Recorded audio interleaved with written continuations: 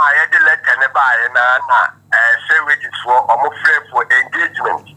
Call engagement, you know, and the effective rules of what you call rules of engagement. Wages for no and rules of engagement and so. And idea about the do and I did that line by and Monday. Yantomoka, the form, National Service, Airport, Statistical Service, Audit Service, Letter Commission, and I among others. So much and to be silent, or one or Munemaye, and can say wages. I say wages, Minister of Finance.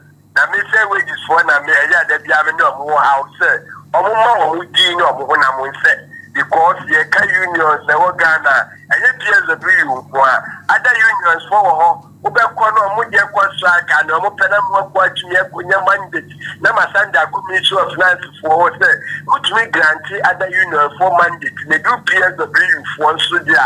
Yes, services quite most essential. That no be more about Kono, more than Sidi and Modaroma. Now, Ban is a third. Now, Pibia, Ghana, Kadu, Pibia, Ghana, Metu, I won't allocate to airport to the final electoral commission. You can't say, Mamusimuntia, more fast from one, and more fair wages. Minister of Employment and Labor Relations, and a Minister of Finance. Na Accra, Mostrike, the Anosi, send a woo, say Ghana airport workers come say a year. Electoral Commission workers ka ho, say NIA workers ka ho, say audit service workers ka ho, bear 46 yi, munyina mutifie dia. Say your man na je gunu no. Na pay for say you be na sifu do nshi o. Na pudo nshi a say bi ne jo. Ye ka say wages for omunhwe other public sectors workers. Emma omu allowances bia yenira ye no mu na go school baako okura degree ayensi ekura bi okura masters ayensi ekura bi diploma ayensi obi certificate ayi obi oni bi so amu ma ke ni ayi ni na uti aduma baako mu na bra ye ma onu wa allowances therefore ni tere ni ne ka na wo so a wo ni wo de see ma yi ewi school bi kura se bi na mo fa che na wa bi che no ana wa di ma to che no na okura ni che wa na ye di wa enye asisi ni ya and strike mo kono for how many days na wa da Roma me da wa no na strike in indefinite enkosi time aban no obetie ye na ye proposal ye pay for the abeto omonima sa 2 institutions specific allowances na amodi aban so mo ye maya wada Roma ana so mo ni trase na ye anu baba ye edu tenten so a ye nyira akoma beto ye nima ye betumi akọ aduma yo edu we me ja okwa mo akono makatua no mo se enye njevan say de ne de enye kura no bosome so a woje be sei yo bra me da wasere na makacho sa question yi no mini se wa adi mu do na wo yi ma no abeso me do oje na mi yi aro le ye kan se aboye di maku bi ani ho anakatua ye Nemo allowances na ni friend ntete ho no ka kakra na bata ho no eno na ema ye tumi ku yanim nti obi die obi wo ebia 5% 10% 15 anaki kai de bone 50% na so di 1 to be kura oni adi kaboma ema ne kwanani eni no kre ye kan se be dia ye timi mi di zero a ura ameno no oje yi so no firi na mi tumi bleed so me tra mi tumi kai se be ho ko tu ABC ni so wa ji mu do ba ye fancy edumate yes, wages, any Minister of Finance, any employment labor, other unions, no, EMCP, and Mitia, Yamisra was also a pano adaje ewie opene edutreme eka eye public services workers union omo empenim for no ena yede no edinkomoy. Na Association of Aggrieved Teachers wamzo so adiaba echrese Awam srama panye na dopa brane kwana nimye kwa kudibronya wanu sika sambi aka kemu ayi rajon dramani mahama penso 2012 bepem ne ya bani ntua ye no wanu wanse ho bibi emfa nkyere wonum na nsemtwerefo hye mode ye kuo ifra ye no Wapanye pa yo chocho de ma won mura Abraham e champon wono na nsem twofo ekasa ya wo kai mampanyini se wode won maka o enti won keka no wo na bronye omufani. It was part of their manifesto 2016 that when they come to power, they will clear all teachers' legacy arrests. And you know, ginger teachers from all over Ghana say, "You are going to ban there." And I'm thinking say about Obitia because what promise it. You go to ban my what we need. You heard the number 2020. You anti BBA. And you say, "O more airline, o more second coming manifesto Cape Coast." O more can say, "Yeah, Baumia now flag bearer for NPP say." You clear all teachers' legacy arrest. So you my petition. And I almost won't be here. That time I never better ban. Even Sundays, banks were working. They said legacy arrest wasn't paid. You say about one thing, or radio station, TV stations, are not Omuka and some editor, my memory papa say they said legacy arrest, it has been paid. It is never true. Neomutia and a salary arrest. You are. Nana Adanko Kufa Dubai, no teachers or recruit to money pencil 2016 upwards and Utia Omoka. And the former Director General Ephraim and my procedures are only the said legacy arrest ranging from 2012 to 2015. And I yet see say Omutiano, Omuko free 2016 upwards. I got 2 months no more baby free abaimu. Ya ma me no ne ya papa no twen say ebosia no moboye no aban se watua. Here is the case say legacy arrest ne sentiment nya den enkan ye. Enti ye ka ade a kire yewura Nana Adodankwa Akufo-Addo ene Dr. Muhammadu Bawumia say na madawroma the said promise now our promise say legacy arrest omba ombetia no it hasn't been fulfilled. Enti omontuamaye ansa na omafiri abane mu yempese obebetina ne fie anane dem no akasa politician bi na se yachi ye sade wo kasa direct insult at the multitude fraternity benu aba da be na won ho parliament say omoche esgracia ye hu particles wo ho ye hu bo aden na batteacher fo nko ade ane say politician bi na se yachi yesra mo yenim what is due us enti nyo bi na be che ne ayenye ye ka enga yewura John Dramani Mahama and a boss aka itu wo won say wo campaign wa kan wasem onga wasem ti ade na wo to dem abeka say politician bi na say yachi da bi ye sika na abano promises obetua no emre no ya ye ho adwuma this is the time and one for sika no emayen ansana wako say yenya positive results bia ye ne ya wofo no ene ya busuafo ene ya relatives ye nto aba afenso ye baye nationwide demonstration all the affected teachers of legacy arrest ranging from 2012 to 2015. I was aware Association of Aggrieved Teachers near one man can panipa. Watch out for them or Abraham a champion. I was for Yentua Sona Yenfamo and Kwamanyosemo a bew. Na NPP Amanyuko Mebuno, Nefa, a was sentimentama say a Shanty Regional Youth Wing, MPP Amanyukuno, and our more HRS, Adia BSC, now what ye na enya dia.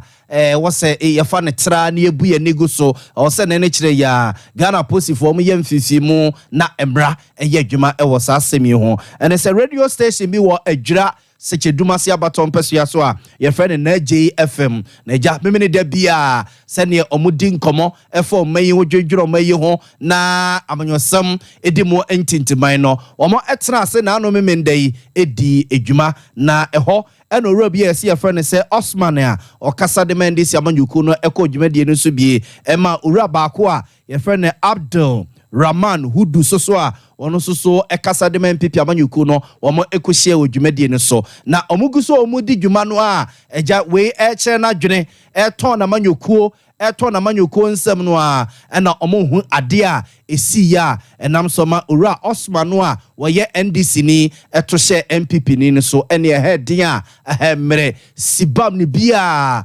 ema penyina no yesi odi ura nani ase a enyankopon ene fakomu a enkenani no ebo se yetu enam soma asantema se MPP amanyuku no titiru ene omo yufu engi no ababonten esre IGP ene Ashanti Regional Police Command ene aposifu a ewo adwira bonten so se omo hwe na emra enye dwuma na emfifum bi esefata bia no womo enye na ura Osman no a oto she MPP ni abrante e friend Abdurrahman hudu so esibam no sibam tro radio station no ne studio no oma enche no emfa na emfa mrakwan so opani on e bobo amabuna no ema MPP amanyoko no asantema ntema sei Safo Raphael Patrick ena odi mrantie ene mabawa edom ku nanim ema omo edisa krata we ba bonten a omo esre IGP ene asantema ntema sei aposifo ene aposifo e wadwira se cheduma sei abonten so se asemwe ni kwa se ade eche so kra evum bi ese fata bia no wono enye na ura Osman wo monche no mfa no kogina emra no yenko kikiri si ye ene ne ekofa asem ne nyina ba ye e wo station honum no abusafo yenko hwe ni so ade kakra na wo handle yes Udu. First topic, Osman handle. Baumia not on my level. Yes. I won't debate him. Mahama tells Ekufuado. Osman Yanko. Yes. And see me 7 minutes. Yes. First of all, me set it across straight. Me go straight. I'll go straight to the point. And can't you? Yes. Drive machine. Omunim hu machine. Secondly. Daba so oman cho kanya nkoko nkombelai. That's another for park no oman nya park entro let's continue on this issue of debate. Come now, the question Ghana for nyina bisa say in the year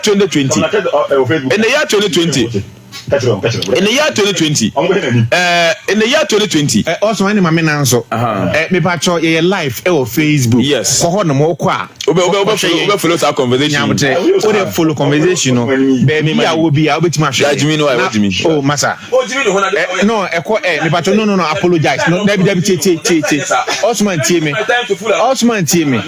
me for atim didi na microphone you on enti de okan nyina kwa abonten enti mesra withdrawn no withdrawn is saying my withdraw let's go me say on the eno anu nyamte it's okay tie me mamenye madwuma me pacho mamenye madwuma hey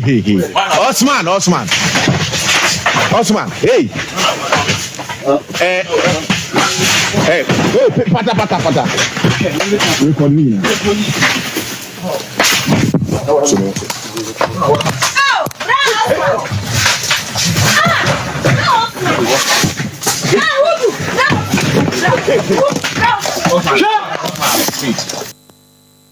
Abzafo we ayare hosem ne aniwusem wasiye ewo radio station efene se na JFM a ewo adwira bonten so NPP ene NDC ni omokohia na no memenda na ejase ne ye ne de bia omo ekwakoye bi honum ne ko wiase no akwakoye twede toto a eka de denka ba ko ani epane no na asantema ntama say NPP amanyoko no womo youth wing Safo Raphael Patrick ene ne dom de krata ba bonten ka kira posifo se nene kire ya Osman no womo enchi no no mo hwesemra ebe ye adwuma wa asemi ho Awosiamizo ano 5G wonya bia babua pa emapom de no atumi agina yie three herbal sentence so aka ho bio hwese wo bekọ kwale na heba dane heba Mr. Nasa Pedan kokwa was over 3 capsules. Koko masitadro no to koko sisiade ane ayam timu ase no. Wo penchemu bia fra 0546 107 107 0546 107 107. Fertilizer papa AOCP Ghana Limited one more dia. Ewusia kwa ne kopa bi neto. Yewo NPK 15 Yewo 10 and yewo TSP. Ni nyina fertilizer so.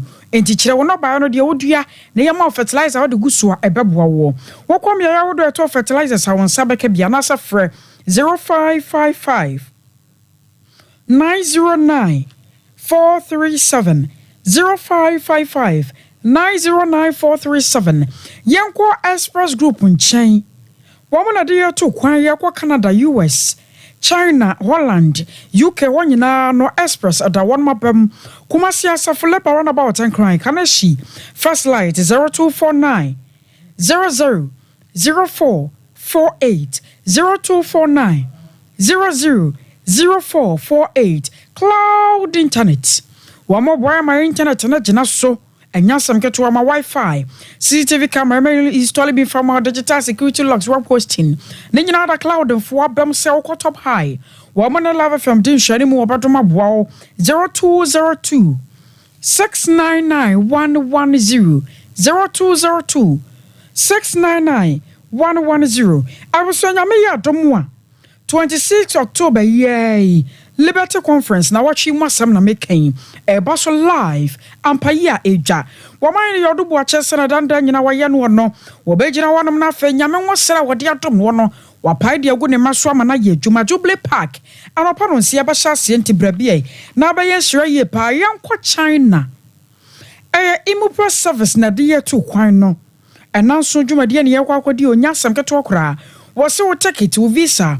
Baby, I'll better hotel no. Wadiani obedi meetings a wot woni nyina no sikane ye kabom a $2,499 pe wona mpanyifo kokudam na kwa hia na waje won mo number se ohia bibia wode won mo di nkommo frey 0244 92 4573 0244 92 4573 Sompa chadie ne abusua fa wode abra yan ka die mom December yi yan chama kona fonso nya bi Sompa kransan ko no mo a Ghana Commercial Bank dan ne mu yo ho wa chade a wode nam sa ya mo anwa tomatoes ni nyina ye beje Sompa so nya so ye wo night market wo no mo a ana Sompa kuma se ye ba no mo hotel aye sika so mobile money a homa ni 0598 559 802 0598 559 802 Edini at One Media Anasa Blizzard Foster 21st Clinic where sciatica expert oto asentene twa de aba namro mo hyehyɛ mo twetwɛn wojo baabi ya nya wotena se cha wontimi nsode a hwese wo bɛkɔ na 21st wo mo ene wadi nkommo na wahwɛ yi pa kuma so wo hwɛ overseas junction wo bɛya for radio bo ase council quarters ankran don market sunya na kransa ana tachiman 0540 311 311 0540 311 311 yenyina wesoi 99 homra sesia 21st Clinic yes sciatica expert sciatica no o nerves na wo to ase na fa wo siremu na fa wo nansia besi ase ho no se ho techema eno ene fa ne sciatica na etimi bubu o to ase ka wo se dwe wo sirem wo je ho ba bia enye na eno na 21st Clinic ba ye adwuma pa wo mu yenti abaso bo o magye no Ghana ha ene amono ne enya asem ketua Womuji international awards ahodo womuji local awards ahodo na anu nso na womu be the only sciatica research and treatment center in Africa bibrim ha no ebi ni baabi a gise 21st Clinic nkoa womu de bibiduro ene besa o yare no masa de machine aka ho eya yare sabia yare bia wutimi de ko ne mama de ba ko a wo magidi womu pa no eye sciatica ena stroke nso de kwa diabetes ne hypertension ni ade ni ade Ghana ha ba bia wo mo ho 0540 311 311 0540 311 311 na 21st Clinic wo mo ye sciatica expert.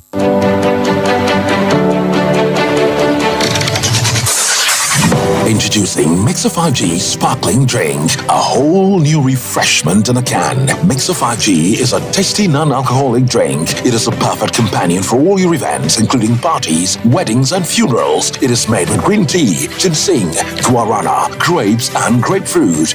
Get refreshed with Mixer 5G Sparkling Drink. For bulk purchases, contact 0246 270 221. This advert is FDA approved. Brakasa ye duabon waso a ne dwumedi wo nipadua biara pom den ene na brabo mu ne hienyi pa enye brakasa nko nuaba ne haban bi te se ko nsusu a abonwono ne dia akeka ho no kura enwanunu ahodo a ekọ animu yi ankasa brakasa ne sa nuaba yi binom ne akeka bobudi afa abefo kwan so a ye de aye brakasa powder siesi nipadua na baako ahodo no ho ban afri mpani yade ne yade ahodo pi ho fa enkodate de ma baako freduane anopa ne anwumre anafa enkodate de ma baako woni nsuhie yeti anopa ne anwumre wobra wodidi awie ubenya brakasa powder to Kingswalk Herbal ne Heroes Herbal Accra Okesi Drug Lane Dani Herbal Umase Mensa Takrade Mose Pharmacy ne Greenlight Pharmacy Sunwane Kashenkari Supermarket Asantoa Herbal ne Bibidro Depot Techiman Sewa Herbal Mampong etufo mfre 0550 19 15 14 brakasa powder aduane san yedro FD ahwehwe sankratu mu agi atum hey sewa me hu acho me na no me bisa ekra so kwa brochu kwaku afeina me beko me nkrata krani hey ene me ma connection man for den kofo sika aduane ne wanya otu adidi musa no oh Express Group adarumenti akwantu ayefo opese otu kwan kosua dia Express Group do be call mind be to say Canada, US, Australia, UK and Germany say a tour na say visiting so Express Group do be call Dubai, Canada, US, Australia and Germany mo am pese mo tu kwan koye adwuma nso obetimi de wako Dubai, Qatar and South Korea. If you also want to take international tests like SAT, IELTS, TOEFL, GRE, GMAT, they can help you pass easily. They can also help you secure a good job in the UK. You should make sure you Kumasi Asafo Labor roundabout Accra and so Omo Carnation First Light, Tema Omo Community 18 Lashabi Girl Filling Station. From Omo Macho for ISO 055-555-0067 and 0249-000448. Here in Ghana, when it comes to chicken, the good old days are back. Why? Because Boris B's Chicken, BBC, is here. Yep, give your family and loved ones Boris B's Chicken. Fresh, tasty, delicious. Boris B's Chicken is produced right here in Ghana by our cherished poultry farmers with support from the Ministry of Agric. Get whole frozen chicken, gizzard, chicken feet, chicken neck, and chicken liver for those special family meals, buffets, picnics, funerals, and all restaurants. Get Boris B's Chicken. It's halal, so everybody can enjoy. Wherever you are, call Boris B's Farms hotline 05-444-444-53. Ask for our branch that is closest to you and come get your chicken. Boris B's Chicken, BBC, proudly a Fiakoko.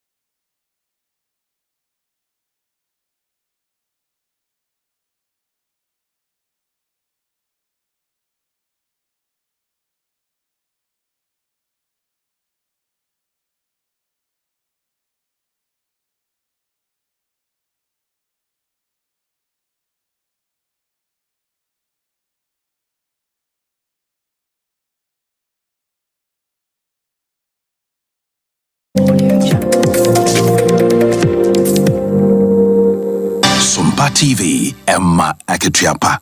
I was here, Adam was saying it was so now. Watching a real nano memenda, chef, one na Santememu. Not just a baby, Yakoko Sra, dear yellow Kua. Ninana ye mega victory walk. Ya movement for change, Yera John. Alan Quajotra Martin, what is a shot so I was Santamantemu. Na a dear Chaguana Yasam Katua Masadi and Nantianicity, no man for Jana Baba, I will Krumuhanua. Na a nisus ye. Anona running meti, a yabedi chere, Adamayera, Alan Quajotra Martin. Oro Kwame Owusu Danso Adiatuja Etrasa. Emrabia Chamua, Dr. Kwame Nkrumah. Now offer UJCC.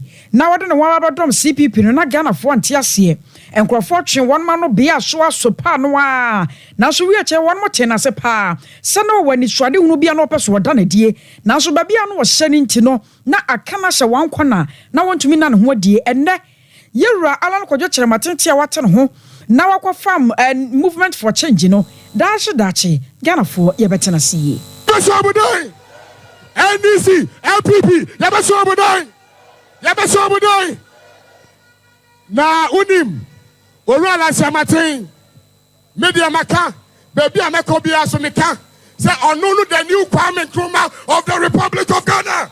The American what's in here, Messe, Mutiame, Asatema Mutiame, Baby, who will be our suitame? Messi, Ora, John, Alan, Kojo, Chamate, or you're the new Kwame Nkrumah. A black Kwame Nkrumah Bayano. Now do one thing I say. Say I no run at Chamate, so do one thing I say. Now on the 7th of December, you better LPP away. You better NDC, LPP, NDC, LPP, NDC. Or run at Chamate Kwani at the bed. Eti, se si a baby again akodruno. I was say a cookoding and the Ghana siho. As I said, Ghana Yamuchi Chadodo. Ebi imagine my home. NDC did so for 16 years. MPP so did so for 16 years. Ukabamwa 32 good years. That time, no, after an enemy fear 8. 8, you know, party I name NDC in the MPP. Ghana, I NDC in the MPP, Diana. I NDC in the MPP, Diana. And now my manabesa abeka say I fear Ukom Krasia, Obiasin Kawan Twaba, no Moti Alakashi Deeper, Obiase, and your Yabatuabano, if we say your presence, we won't change. Let me hear you say we won't change. We won't change. Mawanimre, so we are youth. Nasa Upe Juma, Nasa Upe Sikawa Ubatom, Nasa Umpese, Yabeka say whom you know, and now protocola. Mami who say Uka change. Chomoy. I was your warrior, Kwame was Sudan, son, no. Yera, Allah Kojocha Martina, bed your children, your turn and can I consent for more.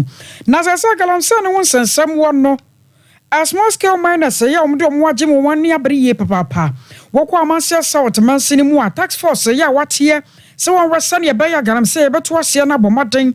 Machines I will drop you on my one papa jasum. Ya one more sir, by so one show no more one. Now what would you, my dear, what you know, and you meant to me we pay.